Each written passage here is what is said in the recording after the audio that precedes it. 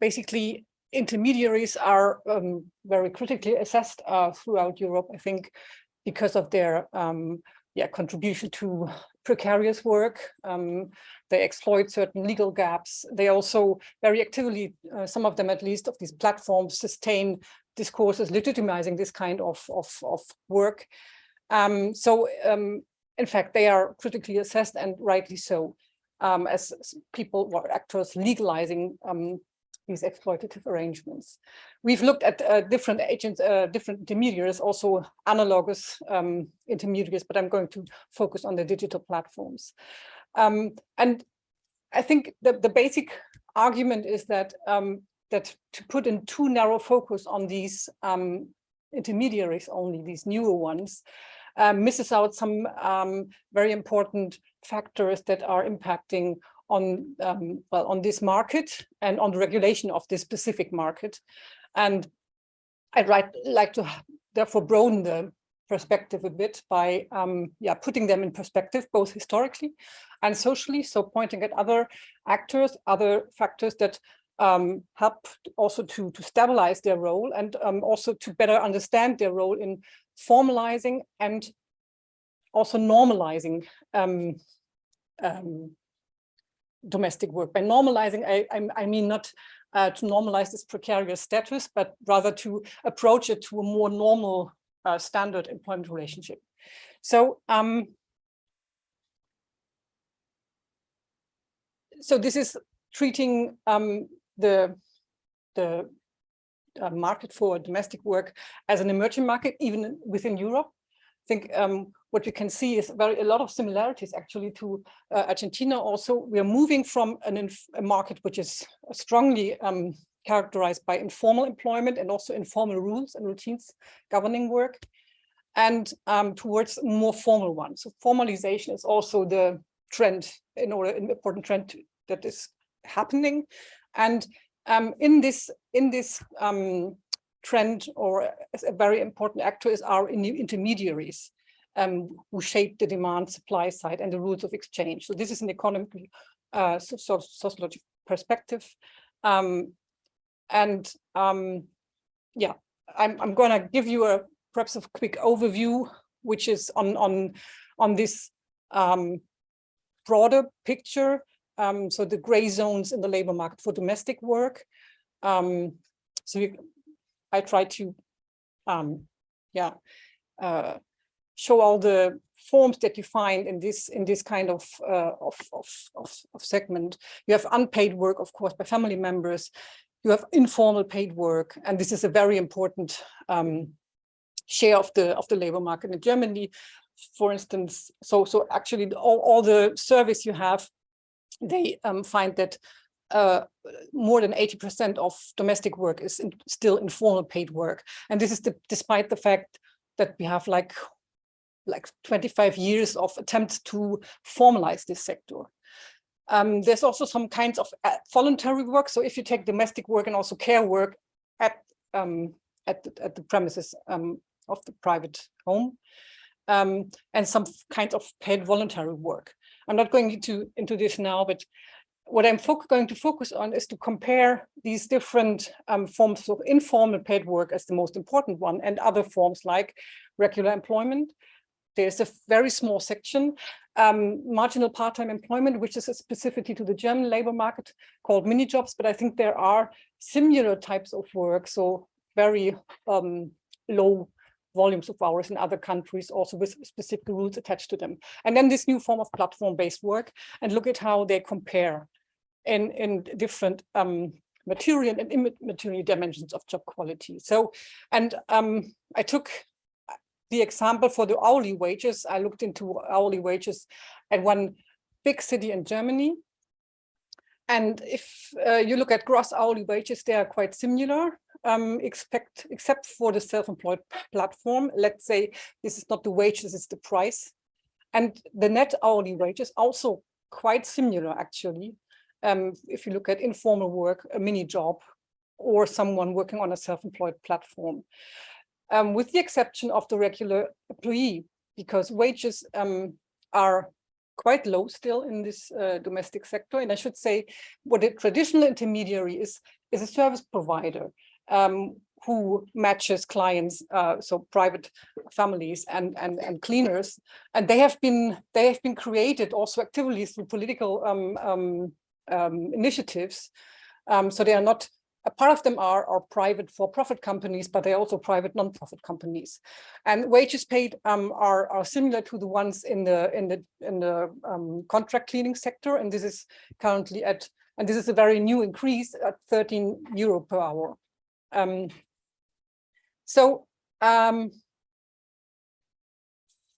there are other, as you can see, you look at the green and the red cells. I try to highlight how do they compare. And in terms of hourly volume, for instance, the regular employee in a traditional service provider, they mostly work part-time. Some of them are also mini jobbers. So it's a fixed volume, mostly part-time. Whereas it's not limited, it's free to choose for those who work on self-employed platform or informal work, whereas for the mini jobbers, there's an upper limit for the monthly income. What I'd like to highlight in particular is the advantages of self-employment in comparison to informal work also. And here, two very important aspects are that it's a legal form and the client acquisition goes through the platform. And also perhaps this aspect of working time autonomy, but it is rather an advantage with regards to the regular employee. So the relative attractiveness of these platforms and new intermediaries is that they allow for more working time autonomy. They also allow for higher immediate hourly wages, although I didn't mention that, but I think we could see that, of course, they are not covered by Social Security, so it's on their own risk. And in the context of the German social system, you can be secured. You can have health insurance and also pension entitlements through your through the spouse. So they may have some security there. And very importantly, the legality and the enforceability of rights that comes with it, and the client acquisition. And this is these two last points, and that's perhaps my main point. They are in particular attractive in conjunction with changes in the labor supply side, because as a lot of studies show on platform work in Europe, is that a lot of migrants are working in these sectors, and these are legal migrants. I mean, they're also, of course, informal ones, but generally in Europe, there's a lot of legal migrants, intra-European, and also refugees who are allowed to work. So they don't have this restriction. And for them, it's, of course, much more difficult to do this client acquisition. And in particular, if they mail. And if you look at the platforms, a lot of workers who are working in domestic cleaning in these over the app-based platforms, they are mail migrants. So for them, it's a way to get into this segment. And it's also, of course, because the client base of these platforms is different, because they're more urban, more younger. So they don't have that much a problem with some male domestic cleaner, perhaps. So, I didn't go much into this customary law, what I was also announcing in the beginning. This customary law is this pay-as-you-go principle. So you're not entitled to pay if you don't work. So that is something which is, of course, the case in informal work. But it's also become a rule in, for instance, mini jobs, although they are formally entitled to sick pay, for instance, for up to 6 weeks. And but the rule, there are some statistics showing that this is very seldomly enforced. So actually, this pay-as-you-go principle is just taken over from these previous modes, from the new intermediaries. They sort of formalize also these exploitative rules, if you want. So the question is, of course not how to stabilize then these new intermediaries and their exploitative practices that sustain these protective gaps, but rather how to reconcile something from the old and the new intermediaries, let's say. And then, yeah, you're probably also familiar already that with this case, some of you, of Hilfer in Denmark. So there are more sustainable platforms.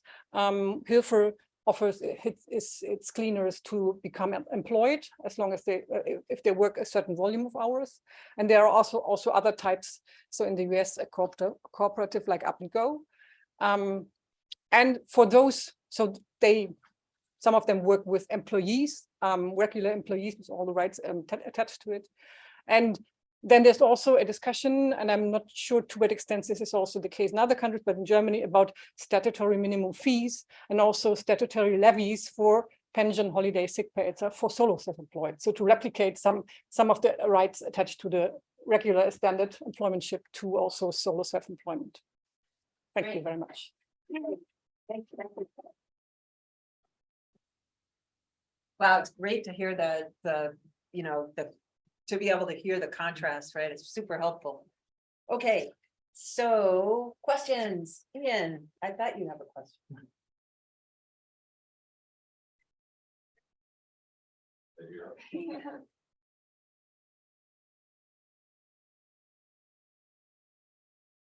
Anybody else, just so we can collect a few? All right, well, I have one. No, yeah, you go. And then I was gonna add, people don't have So I'm Ian Greer from Cornell's ILR school. let me make sure people can hear, because I'm worried it's not on. It's not working. Giving a thumbs up. Can you hear me? They're giving a thumbs up. Oh, Yeah, good. yeah, Okay, there's a thumbs excellent. up. So Okay. okay. So I'll just keep talking. I loved your presentation, and I loved your comparison of the different kinds.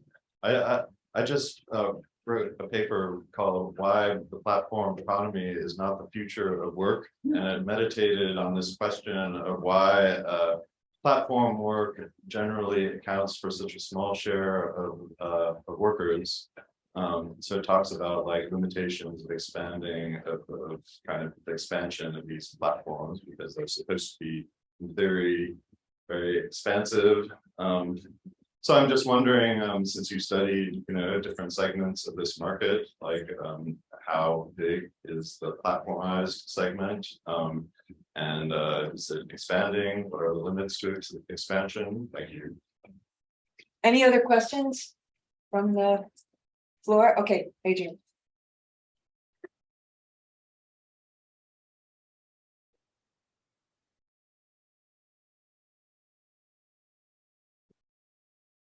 Thank you. So I think I have sort of interrelated questions. One might be something Janice was going to ask. I'm not sure, but can I understand if the immigrants, if undocumented immigrants have access to these platforms so that they're able to work, or is it only documented immigrants? One, because my questions are all sort of about legality and formalization. So I can recall being at a conference, not CRIMT, with a group of people representing informal worker organizations, and particularly street vendors in New York, and a kind of adamant insistence that they didn't want to be formalized. And I understood that partly about paying taxes, right? That it might not be worth it. Yes, you get to, I mean, and maybe this is a US problem because our social safety net that you're going to get to pay into is so inadequate. But anyway, I'm sort of curious about whether there's any sense that formalization is always good. And then I'm a co-editor of a book. Janice has a chapter in it about informal worker organizing, 9 different cases around the world. And one of those cases is about minibus drivers in the Republic of Georgia. And one of the things that the union was doing there was helping represent workers' interest in the process of formalizing that sector.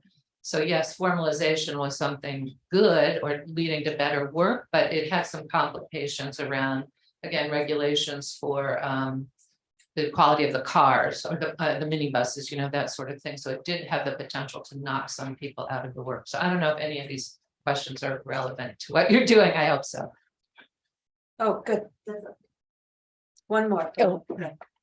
One question about the formalization also. Just a little louder. Because you put mini jobs separately of platform-based jobs, and I would like to know if sometimes they are the same or not, or how. Yeah. Okay, can Yeah, let's do it. Oh, Tammy, sorry, but one more. No, it's okay. Do you need to write these down? I'm yeah, that's kind what of. no, I tried to, but you could perhaps help me with that. No, it's Okay. Yeah. I would. So maybe this is an easy add-on. It kind of plays off of Adrian's question about whether or not these groups of workers want to be formalized. I'm going to ask about intra-group differences amongst different types of immigrants. And the reason I'm asking is that in the US context, for instance, Black women, we braid hair in each other's kitchens. So that's an informal job that we've done forever and ever and ever. And we fought against formalization, not for tax reasons, but because then with formalization becomes licensing requirements, and then white beauty salons started to do the work that used to be performed in the formal sector. So it was a loss of work question for us. So I just wonder, who are the immigrant groups in terms of categories and intra-group differences? Great. Yeah. Just a few minor questions. Yeah, I'll do my best. I'm perhaps starting with the latter. I didn't do any research on how on the social well, how this group really looks like. This finding that it's migrants mostly work, and this is from other projects. And what I read is that it's a very mixed picture. So it is, and what you can see also if you look up cleaning services with let's say Jaehrling, for instance, that's the German major player, then you see it's a lot of middle-aged male migrants from Arabic countries, so who are probably part of the refugees who came into Germany from 2015. It's also young people, so the ones they are talking, so students partly, yeah, so the question, well, the very basic question is if you can also be employed or work over these platforms if you don't have a legal title. I would say no, because you're required to be you have an insurance, and this major player Jaehrling, which has more and more bought every other competitor who was on the market. They insure they are the people who are, so insurance in terms of accidents, no, not accidents, but the damage you do to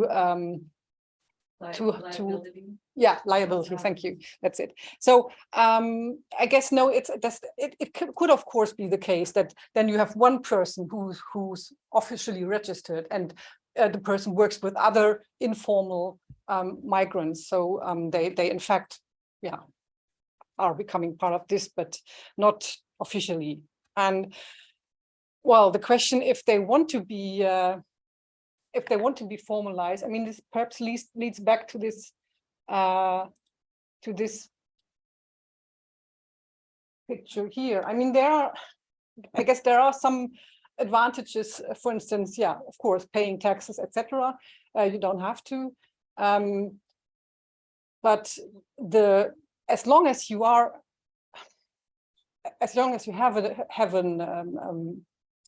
a title for being in the country, then actually there's not that much advantage of working informally on this market. So I guess it's related to their legal status, if they want or yeah, if they are opting for this formalization.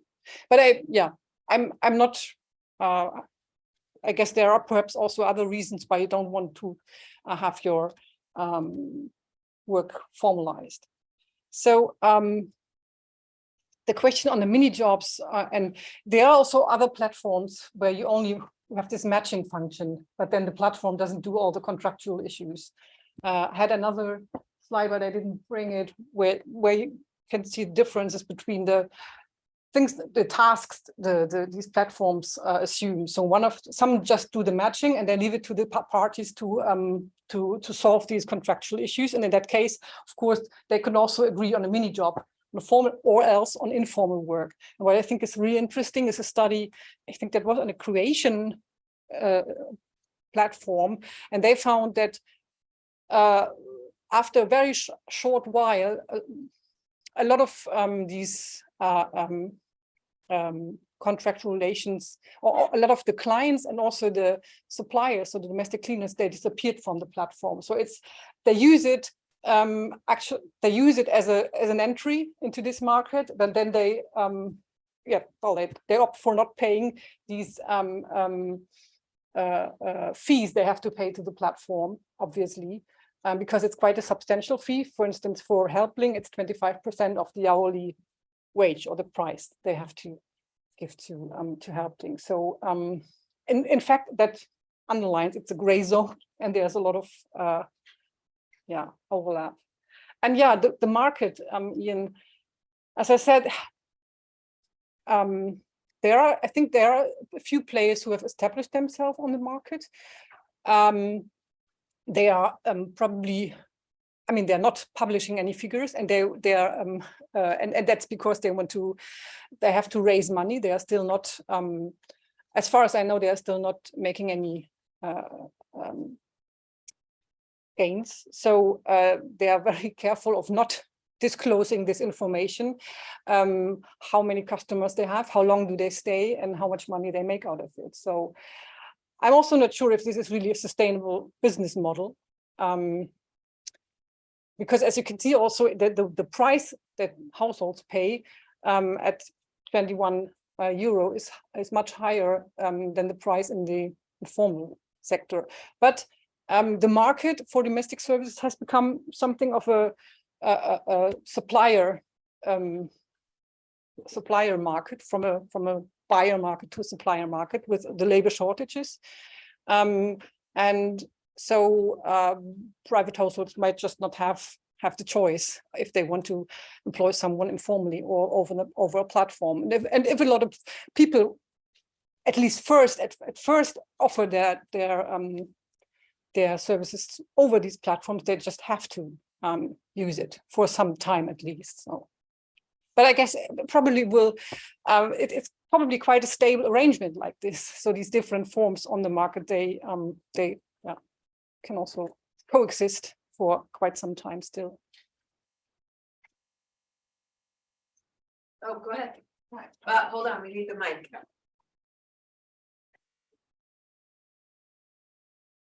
Is it in the back? Okay.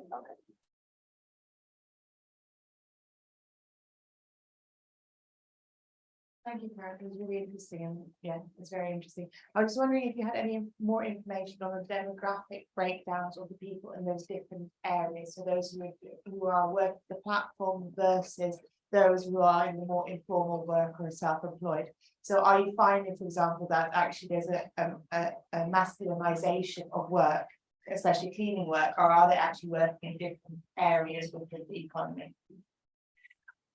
I wish I had some more information, but I mean, there is no statistics or whatsoever where you can identify people working on domestic platforms or platforms in general.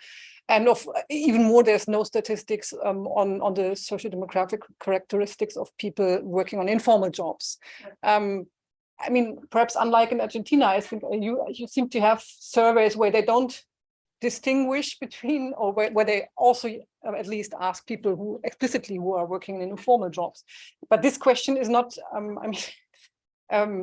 since in Germany the informal work does not exist, there's also no statistics. I mean, of course, there's an awareness, there is still a lot of informal work, in particular in the segment, but this hasn't led to changes in the statistical